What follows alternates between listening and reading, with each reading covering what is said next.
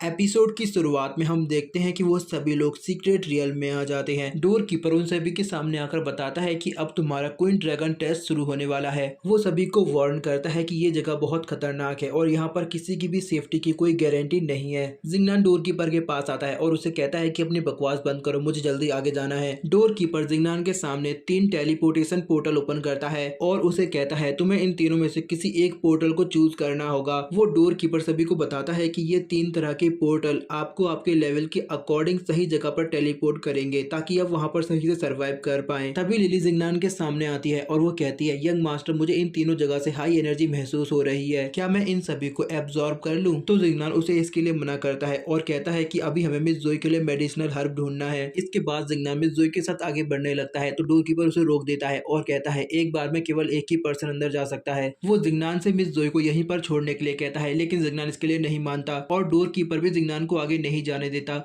तो Jingnan system का इस्तेमाल करके तीनों पोर्टल की स्पिरिचुअल एनर्जी को एब्जॉर्ब करने की परमिशन अलाउ कर देता है, जिसके बाद वो तीनों पोर्टल वहां से गायब हो जाते हैं। साथ ही वो डोर कीपर भी काफी कमजोर हो जाता है, उसे समझ नहीं आता कि अभी क्या हुआ, लेकिन जो भी हुआ है इसके पीछे जिंगनान का हाथ है। वो जिंगनान को लात मारकर पीछे हटा देता है और बाकी सभी डिसाइपल से अपने लिए पोर्टल चूज करने के लिए कहता है। वो सभी डिसाइपल्स काफी कंफ्यूज थे कि उन्हें कौन सा पोर्टल चूज करना चाहिए। तभी हम जिंगनान को देखते हैं जो अपनी स्पिरिचुअल बॉडीज का इस्तेमाल करके उन सभी के पोर्टल में भेज देता है, जिसकी वजह से काफी सारे कैंडिडेट टेस्ट शुरू करने से पहले ही हार जाते हैं। वो सभी लोग जिंगनान पर गुस्सा कर रहे थे। वो कहते हैं कि तुम्हारी वजह से हमारी अपॉर्चुनिटी हमारे हाथ से चली गई। उन सभी के गुस्सा करने की वजह से जिंगनान के पॉइंट्स बढ़ रहे थे। ये सब देखकर डोर कीपर कहता है एक साथ इतने सारे कैंडिडेट्स को फेल नहीं किया जा सकता। वो उन सभी कैंडिडेट्स के लिए एक नया पोर्टल ओपन करता है और उन सभी से कहता है कि जल्दी जाओ नहीं तो ये बंद हो जाएगा। तभी हम जिंगनान को देखते हैं जो भागते हुए सबसे पहले पोर्टल के अंदर चला जाता है। बाकी सभी लोग भी जिंगनान का पीछा करते हैं। इसके बाद हमारा सीन कट होता है और हम देखते हैं कि जिंगनान एक जगह पर आता है। तभी अचानक से उसके सिर में काफी तेज दर्द होने लगता है। डेविल जिंगनान को बताता है कि तुमने अपनी स्पिरिचुअल बॉडी को इतना ज्यादा डिवाइड कर दिया है कि अब तुम्हारा कॉन्शियस माइंड उसे नहीं संभाल पा रहा। जिंगनान डेविल से कहता है कि तुम अपना मुंह बंद रखो। तभी जिंगनान को अपनी एक स्पिरिचुअल बॉडी से सिग्नल मिलता है। जिंगनान मिस जोई को उसके पास लेकर आता है। वो जगह एक आइज एंड फायर की वॉल्केनो होती है जहाँ काफी सारा स्पिरिचुअल ऑरा है, जिसकी मदद से मिस जोई अपने आप को रिकवर कर सकती है। जिंगनान मिस जोई को वहीं पर लिटाकर अपनी स्पिरिचुअल बॉडी को खुद में एब्जॉर्ब कर लेता है। जिंगनान जैसे ही वापस जाने को होता है तो अचानक से ही वॉल्केनो हिलने लगता है। तभी वॉल्केनो में से एक रेयर हर्ब बाहर आती है। लिली जिंगनान को बताती है ये एक घोस्ट ग्रास है, इसका इस्तेमाल करके कोई भी इंसान अपनी बॉडी को पूरी तरह रिकवर कर सकता है। और वो जिंगनान को बताती है कि घोस्ट ग्रास पूरी दुनिया में बहुत ही कम पाई जाती है। जिंगनान घोस्ट ग्रास को अंकल लिंक के लिए अपने पास रख लेता है, लेकिन तभी वहाँ कुछ और लोग आते हैं जो जिंगनान के हाथ में फायर घोस्ट ग्रास देख लेते हैं। वो जिंगनान से कहते हैं बच्चे तुम ये हर्ब हमें दे दो और यहाँ से भाग जाओ वरना तुम्हारे लिए अच्छा नहीं होगा। तभी हुड पहना वो लड़का जिसका नाम सेंगी होता है वो जिंगनान से कहता है तुमने सीक्रेट रियल्म के बाहर जो भी किया हम लोग अभी उसे भूले नहीं है, तुम्हें इसका बदला चुकाना होगा। मैं भी देखता हूँ कि तुम यहाँ से कैसे भागते हो। वो बंदा जिंगनान पर नेदर क्लॉ से हमला करता है, जिसकी वजह से जिंगनान काफी इंजर्ड हो जाता है। तभी उसके दोनों सबऑर्डिनेट भी जिंगनान पर हमला करना शुरू कर देते हैं। जिंगनान उनके हमले को डॉज करता है और कहता है कि मैं अपनी पावर का इस्तेमाल नहीं कर पा रहा। तभी लिली जिंगनान को बताती है कि आपकी सारी स्पिरिचुअल पावर आपकी सभी बॉडी में इक्वली डिवाइड हो गई है, जिसकी वजह से फिलहाल आपकी पावर फाउंडेशन स्टेज के लेवल 1 के बराबर है। इधर हम देखते हैं कि वो सभी लोग जिंगनान पर बहुत सारे हमले कर रहे थे, लेकिन जिंगनान उनके सभी हमलों को डॉज करता जा रहा था। जिंगनान लिली से कहता है क्या तुम मेरी मदद नहीं कर सकती, तुम जो भी लोगी मैं तुम्हें देने को तैयार हूँ। तो लिली उसकी बात मान लेती है। तभी हम देखते हैं कि जिंगनान के पॉइंट्स माइनस में 18,000 चले जाते हैं, जो देखकर जिंगनान वहीं पर बैठकर रोने लगता है और कहता है मेरे 18,000 पॉइंट्स। इधर हम लिली को देखते हैं जो अपने हाथ को स्पिरिचुअल कैनन बना देती है और उन सभी पर हमला करना शुरू कर देती है। लिली के हमले इतने ज्यादा स्ट्रॉन्ग होते हैं कि वो सभी लोग डरकर वहां से भागने लगते हैं, लेकिन लिली एक पर भी रहम नहीं करती, वो उन सभी को अपने कैनन से उड़ा देती है। तभी हम सैंग को देखते हैं जो लिली के हमले की वजह से अनकॉन्शियस हो गया था। उसी वक्त उसके क्लैन के कुछ लोग आते हैं जो अपने यंग मास्टर को बेहोश देखकर सोचते हैं कि जरूर ये सब जिंगनान ने किया है, क्योंकि लिली तो उन सभी को दिखाई नहीं दे रही थी। वो सभी लोग जिंगनान पर हमला करने आ रहे थे, तो लिली अपने कैनन से उन सभी को उड़ा देती है। जिंगनान लिली से कहता है मिस जोई का ख्याल रखना, मैं अभी अपने सभी क्लोन्स को वापस लेकर आता हूँ। इसके बाद हमारा सीन कट होता है और हम लीजिंग को देखते हैं जो जिवली से गुस्से में कहता है मुझे जल्दी से मेरे भाई के पास लेकर चलो। जिवली लीजिंग को बताती है कि सीक्रेट रियल्म का दरवाजा बंद हो गया है। ये सुनकर तो लीजिंग को और भी ज्यादा गुस्सा आता है। वो गुस्से में जिवली की तरफ बढ़ने लगता है। जिवली लीजिंग से कहती है बड़े भाई रुको, मेरे पास एक और रास्ता है। वो अपना जूता उतारती है और कहती है मेरा जूता हमेशा मुझे सही रास्ता दिखाता है। जिसके बाद वो अपना जूता उछालती है और वो जूता उसी के सिर पर जाकर गिरता है। लीजिंग जिवली से कहता है मुझे बताओ तुम्हारे जूते ने क्या बताया। तो जिवली लीजिंग से कहती है मुझे रास्ता मिल गया है, आप बस मेरे पीछे आओ।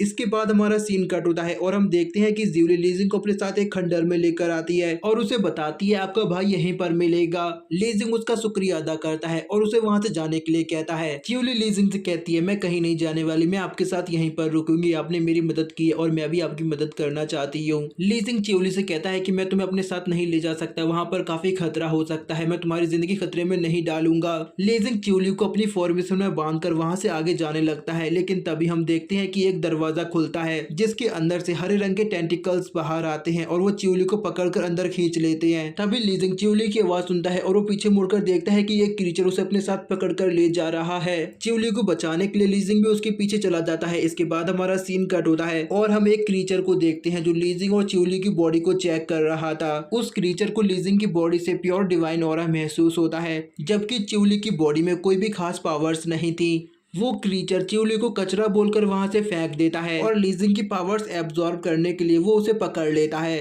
तभी हम देखते हैं कि च्यूली होश में आ जाती है और वो लीजिंग को देखकर उसे आवाज लगाती है, लेकिन अभी भी लीजिंग अनकॉन्शियस था, वो उसकी आवाज नहीं सुन पाता। वो क्रीचर च्यूली के पास आता है और कहता है लड़की यहाँ शोर मत करो। च्यूली उस क्रीचर से पूछती है कि तुम कौन हो, तो वो क्रीचर च्यूली के गाल पर मारकर कहता है क्या तुम्हें दिखाई नहीं देता, मैं एक सोल गिरास हूँ, जरा देखो अपनी बॉडी को, तुम्हारी बॉडी पूरी तरह हील हो चुकी है, उसे हील मैंने ही किया है। च्यूली अपनी बॉडी देखती है और वो सोचती है मेरी बॉडी में तो काफी जख्म थे और वो सारे भर गए हैं। वो क्रीचर च्यूली से कहता है तुम मेरे किसी काम की नहीं, इसलिए चुपचाप खड़ी रहो। च्यूली उस क्रीचर को पकड़ने की कोशिश करती है लेकिन वो उसे नहीं पकड़ पाती। ये देखकर वो क्रीचर हंसता है और कहता है क्या मैंने तुम्हें बताया नहीं, मैं एक सोल हूँ, तुम मुझे नहीं पकड़ सकती। च्यूली उसे पूछती है क्या तुम बड़े भाई को खाने वाले हो, तो वो क्रीचर च्यूली से कहता है कि ऐसा बिल्कुल नहीं है, बल्कि मैं तो सिर्फ अपनी पावर्स बढ़ाने के लिए उसकी थोड़ी सी कल्टिवेशन एनर्जी खा रहा हूँ, इससे वो मरेगा नहीं, बस कुछ लेवल पीछे चला जाएगा। वैसे उसका टेस्ट काफी अच्छा है, हो सकता है कि मैं उसकी सारी एनर्जी खा लूं। ये सुनकर च्यूली को गुस्सा आ जाता है, वो अपने वेपन्स बाहर निकाल लेती है और उस पर हमला करती है, लेकिन च्यूली का एक भी हमला उसे नहीं लगता। वो क्रीचर हंसते हुए कहता है मैंने तुमसे कहा तुम मुझे नहीं छू सकती। ये सुनकर च्यूली काफी निराश हो जाती है। वो सोचती है कि लीजिंग ने उसकी कितनी बार मदद की है लेकिन वो उसकी मदद एक बार भी नहीं कर पाई। तभी अचानक वो कुछ सोचती है और वो उस क्रीचर की टेंटिकल्स में घुस जाती है जहाँ पर लीजिंग को कैद किया हुआ था। उसके जाने के बाद क्रीचर कहता है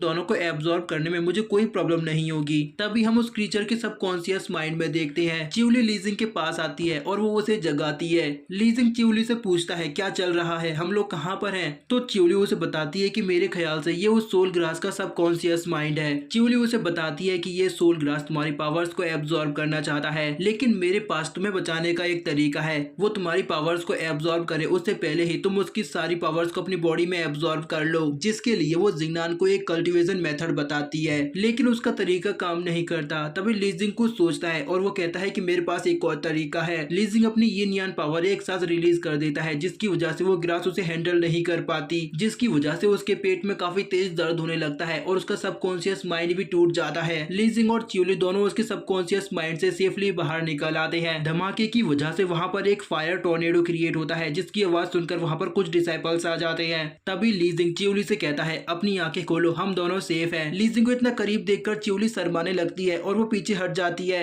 लीजिंग और च्यूली को देखकर वो दोनों कहते हैं देखो भाई ये लोग इंसानों की तरह दिखने वाली ग्रास स्पिरिट है। उनकी ये बात सुनकर च्यूली को गुस्सा आ जाता है और वो उन पर हमला कर देती है और यहीं पर हमारा ये एपिसोड खत्म हो जाता है। तो अब मिलते हैं इसके अगले पार्ट में, तब तक के लिए बाय बाय।